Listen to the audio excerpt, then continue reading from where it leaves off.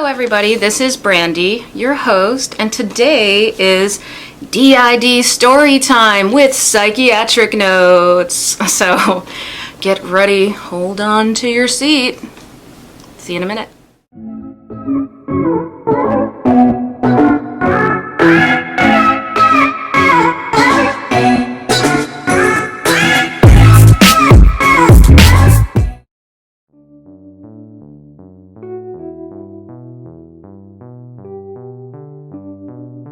Today I plan to tell you a few therapeutic D.I.D stories from my life based on my psychiatric notes from a particular psychologist I had.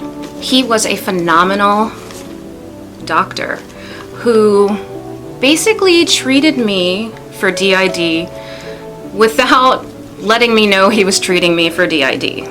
Basically, the terminology was never used. Although now that I read through the notes, I can see what he was doing. See, here's the weird thing, is I've read through these notes before I knew I had D.I.D. And when I didn't read them thoroughly, I skimmed, because it's very hard to read over psychiatric notes when you've had severe trauma in your life. It's very triggering, it can cause switches, it can cause alters to passively influence you not. My hair is insane today, guys. What is...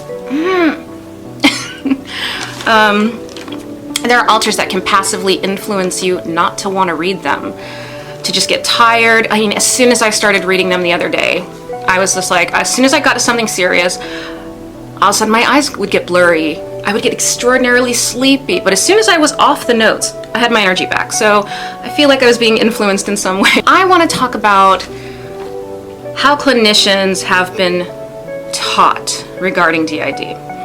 Most clinicians, to my knowledge, are taught that D.I.D is a rare disorder with a florid, dramatic presentation. That is untrue. 94% of people with D.I.D have covert D.I.D, and that is very hard to see. Though they do suffer all the same things, most of the same things that people with, overt D.I.D suffer. It's just a lot less noticeable. The switches between alters is a lot less noticeable. Unfortunately for me, I have a relative florid presentation in comparison to covert D.I.D sufferers. And here's the other thing, is like, you're not gonna switch all the time, And so you can go into therapy appointments and never present as having D.I.D because there are windows of diagnosability. Windows when you're particularly stressed or parts are coming out more often, that's when you need to diagnose. And if I am sweaty, I blame the heat wave. I do not have air conditioning where I live, so forgive me for that. My pores being human and whatnot. And also, most people with D.I.D, when they go to therapy for the problems they're having, the ones who don't know they have it, they're going for symptoms that they recognize. Like for me, it was the inability to complete my schoolwork properly, and I'd had severe depression, I had chronic suicidality, self-harm, anxiety, OCD issues. I had a host of issues. I was diagnosed as borderline because of the self-harm aspect of D.I.D. And I'm sure that I do think one of my alters, definitely at least one, suffers from borderline. When somebody shows up for therapy and they don't realize they have D.I.D, doctors often see a host of symptoms from other comorbid conditions because you've got a number of personalities in there, and most of them have been traumatized, so you might have a range of comorbid illnesses. And so doctors tend to diagnose those comorbid conditions long before they diagnose D.I.D because they're familiar with those symptoms. They feel comfortable diagnosing that. They don't feel stigmatized. I've had experiences where I feel this, I cannot prove it, but I feel that I've witnessed doctors hide their diagnoses slightly, put it in coded language so that people wouldn't think they were that D.I.D doctor. I even seen that in the notes. I mean, he almost never uses the term D.I.D. It is used, just not often. It's often, you get stuff like parts, different energies, competing this and that. You know, you'll hear, because I'm going to read you some notes anyway. When clinicians are trying to determine what somebody suffers from, they use typical diagnostic tools. They use like standard diagnostic interviews and mental status exams. And often those types of interviews and exams do not include questions about dissociation, PTSD, or trauma history. Which, there you go, right off the bat is going to be harder to determine if a person has D.I.D. if you're not asking the right questions. Although D.I.D. has been researched for over a century, it's still in its infancy because of stigma, because people don't believe it exists. And I think I'm a good advocate in this respect because I also did not believe it existed until it happened to me. I believed people thought it existed. I believed people acted out as if it existed.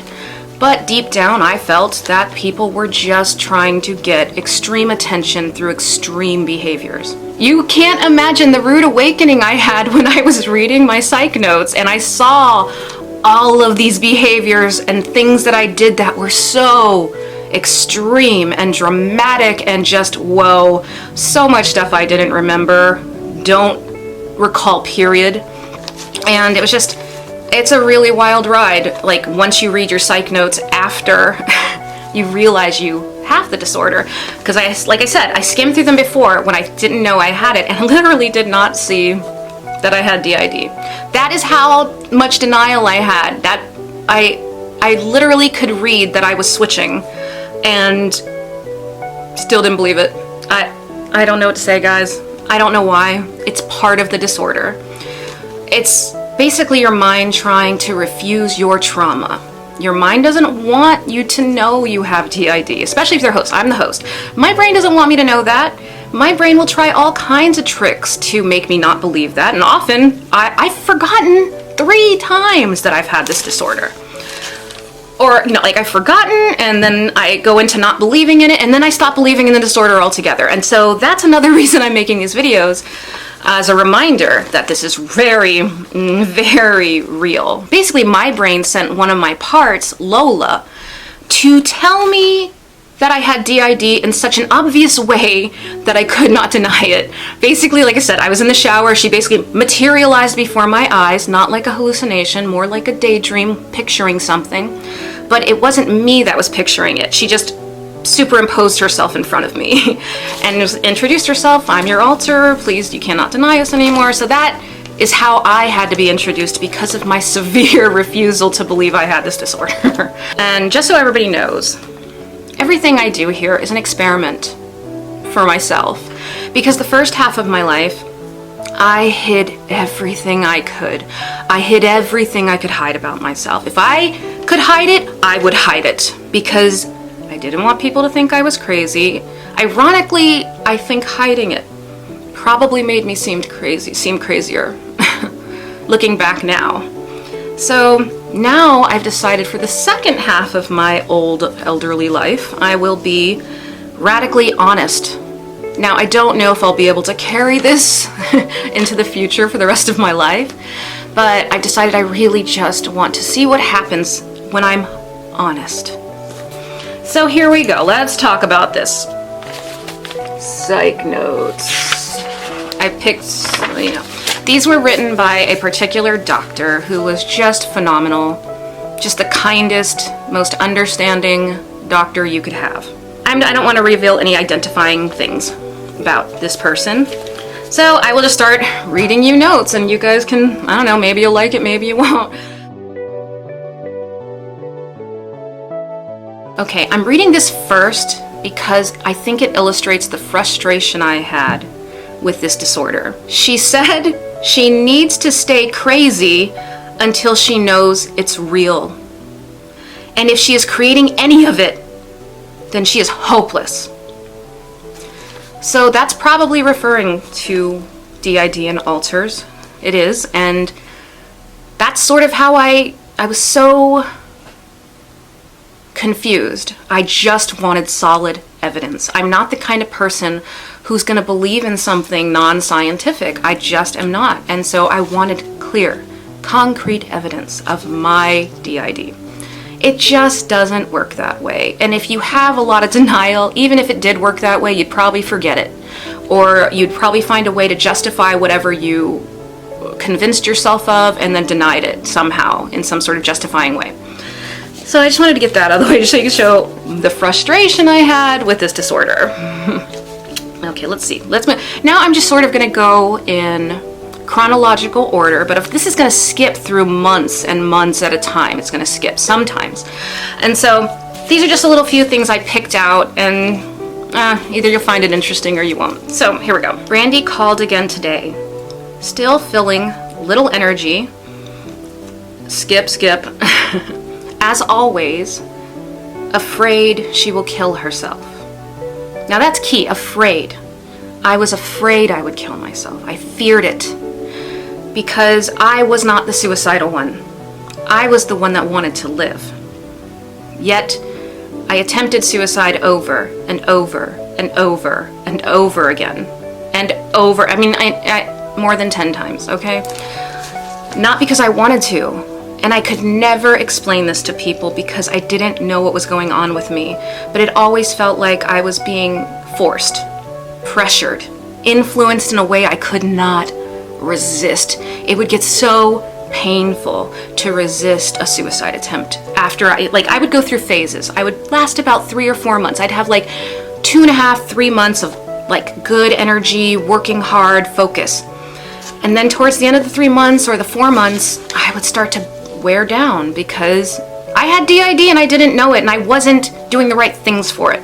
So you're gonna get worn down when you're sitting there locking your altars in all the time. It's work, it's physical labor, it's hard.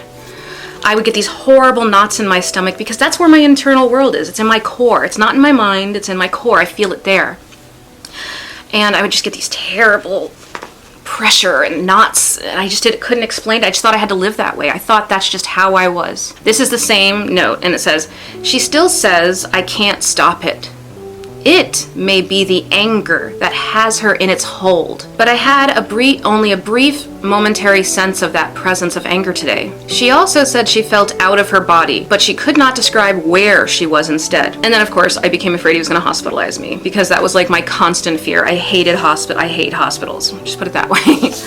And I was always getting locked up, because that's what happens when you have uncontrollable DID. This is one about the Sphinx, where I recounted from my standpoint, when I didn't know who I was meeting, my version of the Sphinx story when we met. When Brandy came in, she was very non-responsive and afraid she would kill herself. Afraid. Legitimately true. I was afraid. I was chronically suicidal. It was very hard. When Brandy came in, she was very non-responsive and afraid she would kill herself. We met for a couple of hours. She said the agitated part had gotten her.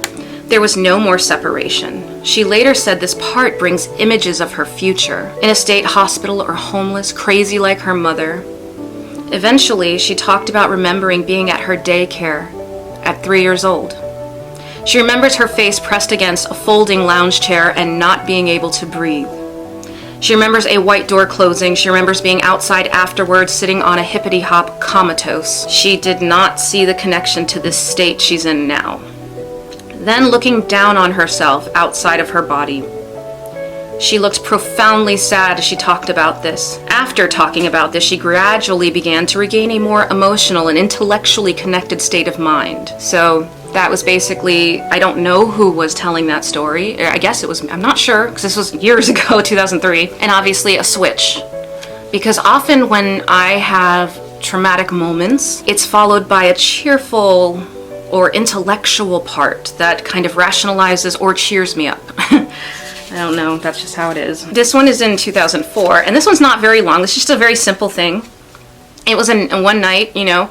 It says, Brandy said she is struggling with her fears, which come in the form of an old man's voice telling her to kill herself, telling her she is empty and she has nothing to write. That, I know who that is. That was Dark. Dark is the werewolf building that moves like water. When he's a werewolf, he has this deep voice.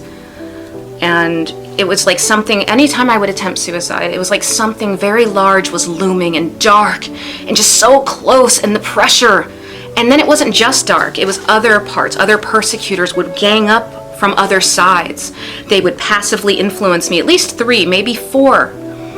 And then I would wear down and I would make an attempt because I couldn't.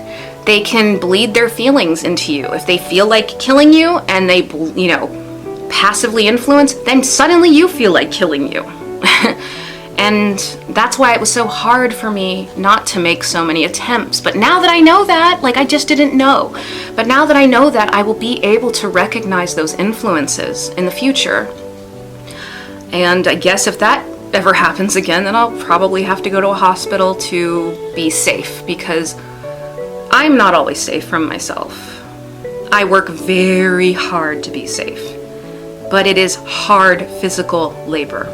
It is literally resistance and stamina and training yourself to resist. Hopefully I'll have a doctor in the future and I'll be able to figure out a better way to do that instead of just white knuckling it. Do we have anything more interesting? I thought this was gonna be so much more fun, guys. This one was about switching. An alter was speaking and being very rude, and apparently I switched, came back, and was extremely penitent because I'm not a rude person. So here we go. This was in 2004. At first, Brandy was just angry. I worked to stay consistent in acknowledging how I experienced her and the dynamic of our interaction. That it feels like she is pushing me away in anger. And then using my response as evidence to be angry, like I did that all the time. And that she has been doing this now for over a week. At some point in the session, her defending appeared to give way. And she began to feel shocked by her own behavior. And then she began to question, essentially, what am I doing and why? That's quoted right here. What am I doing and why? She was able to acknowledge feeling invisible. I don't remember, I don't understand. But something about it not counting, about the aggressive, angry behavior not counting because she is invisible. I don't know what that's about. And then he reflected and he said, when Brandy feels invisible, she stamps on people's feet. As if to say, you think I'm invisible? Stamp. Do you still think I'm invisible? Brutal stamp. So this can't hurt you, right? Stamp. Because I'm fucking invisible, right? Stamp. So even if she's not ready to stop acting this way immediately, he was trying to get some consciousness to be born somewhere in the back of her mind of what she is doing while she's doing it. Because that's the problem, is I could not see what I was doing. I did not know. I had amnesia. And I had amnesia for my amnesia, so I didn't think I had amnesia. So that's always a lot of fun. That's a nice, interesting thing to deal with when you're trying to get through college. Now this is a fighter part, okay? And so you'll kind of see how intense fighter parts can be. In session, she expressed rage at CSU. CSU is the Crisis Stabilization Unit. It was garbage. It was literally one of the worst places ever. They didn't have toothpaste sometimes, and when they ran out of toothpaste, they said, well, you really don't need toothpaste, just brush your teeth with water. Now, toothpaste is a farce, basically. We're out of toothpaste, it's a farce, don't worry, guys. She expressed rage at CSU, how she would act if she were put there. More engagement with rageful state of mind, that's alter, than ever before. Kept acknowledging her expression. She must punish people who hurt her, including herself. She must stand up in defense of self to survive, even if it destroys what she loves. But kept pointing to the state of mind that was absent, the one when she wakes up and has sabotaged everything. That's me, when I wake up. Right now, we're probably talking to Red, and that was me. I wake up and see everything sabotaged and try to fix everything. The one this state of mind holds underwater, steeling herself in hopes of being able to kill herself, hating the other state of mind that wants to live for always stopping her. That is what it means to live with D.I.D. To have two opposing drives that are equally powerful, and just hoping the one that wants you to live wins. Honestly, it is no joke. This is a life and death disorder. I could have died numerous times. I'm surprised I'm here. And so this is my psychiatrist at the time. So what I was reading you before was my psychologist. They worked together as a team.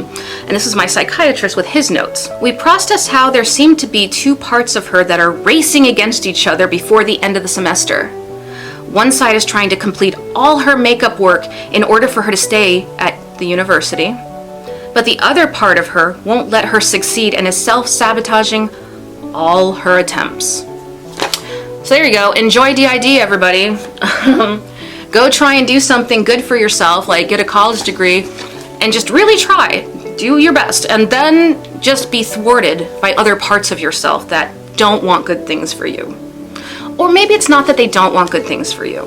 They maybe are protecting you in ways you don't understand. Maybe they think school's dangerous for some reason. I don't know. I never figured it out because at the time I didn't know I had the disorder. And this one's just a very powerful description of dissociation and stuff like that. So Brandy was more dissociated in session than I have seen her since last fall. She described being sexually abused as if it were happening contemporaneously. I was having a flashback. Then acted as if she did not remember having told me. There appeared to be some degree of genuine dissociation. This presentation made connected communication essentially impossible. Yeah, I had a lot of trouble connecting in therapy often, and often I didn't remember my sessions, which was a huge frustration for me. Like, I loved my sessions. I wanted to be at my sessions and remember my sessions, but because therapy is therapy, I remembered so few of my sessions. I was so frustrated. I felt like I was robbed of my moment to get my relief from my doctor, but it was just other parts, you know, saying their piece, I guess.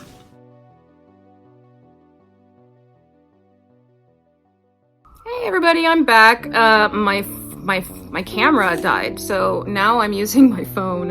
I'm not going to read any more notes because of my phone and my camera issue. And I'm sweating because it's so hot. Ew.